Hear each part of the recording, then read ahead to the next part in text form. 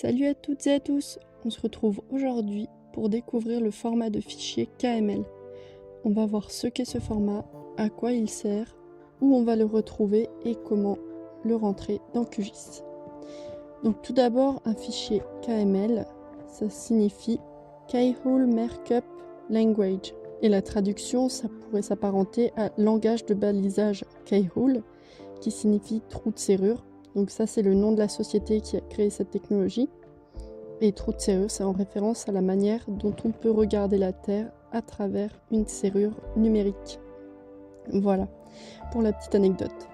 Donc le fichier KML, il va principalement être utilisé pour de la cartographie en ligne. On peut le retrouver quand on va télécharger des données sur Google Earth ou alors sur MyMaps. MyMaps, je vous montrerai dans une prochaine vidéo à quoi ça correspond. Mais en gros, là, je vous montre sur mon écran une utilisation qu'on peut faire avec un fichier KML. Donc là, je suis sur MyMaps, je suis sur la partie visualisation des données et on a une autre partie qui est le lieu où on crée la donnée. Vous voyez, c'est un tout petit peu différent. Les données là, elles correspondent à un travail que j'avais eu à faire durant mon mémoire. J'avais travaillé sur les mesures de régulation de la fréquentation touristique dans les aires marines protégées en Méditerranée.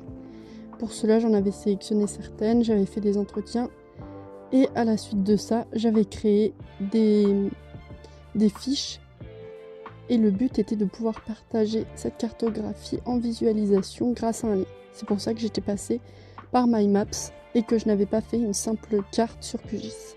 Donc, pour vous montrer un exemple, là je cliquais sur les Calanques, donc le parc national des Calanques à Marseille.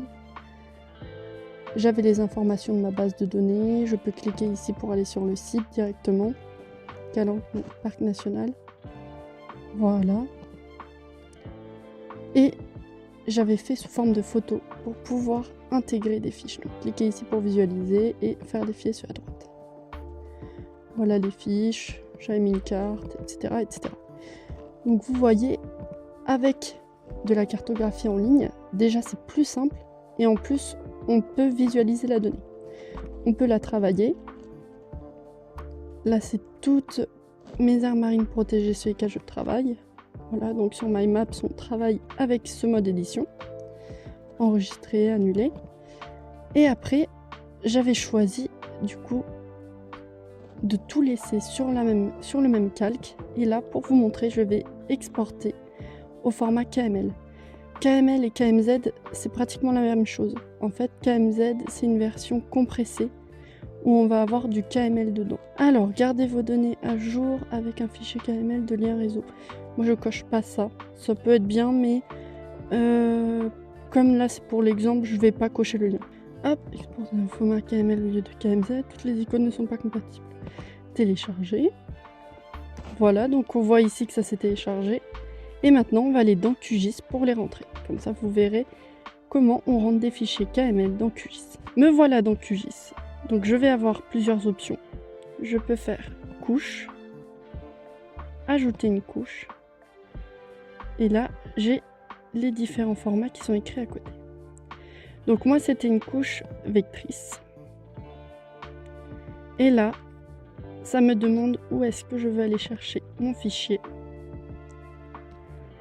Dans mes téléchargements, aire marine protégée KML, ouvrir, ajouter.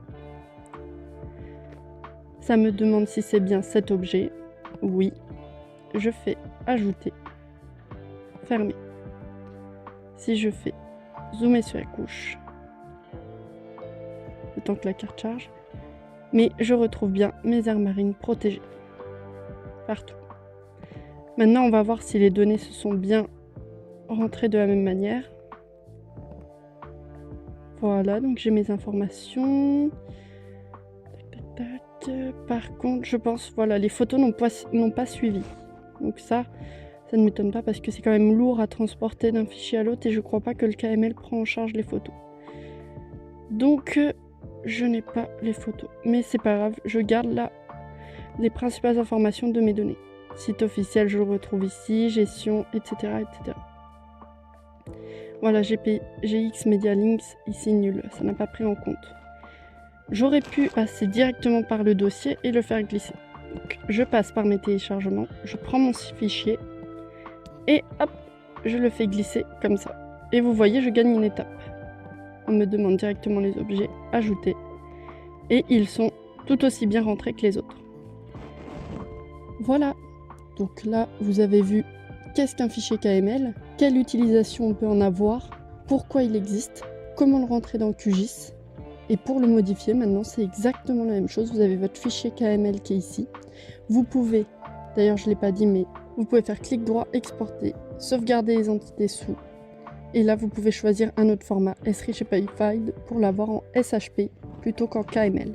Vous choisissez la projection, etc. et vous faites enregistrer. Et vous aurez un fichier SHP. J'en profite pour vous mettre en description le lien de visualisation de la carte sur Google My Maps. Comme ça, vous pouvez voir un peu l'interface de visualisation, tout ce qu'on peut mettre, les informations de table, les informations photos, le style de carte, on peut changer les fonds de carte. Enfin, vous pouvez un peu naviguer, comme ça vous serez avancé pour la prochaine vidéo. Voilà, c'est tout pour moi.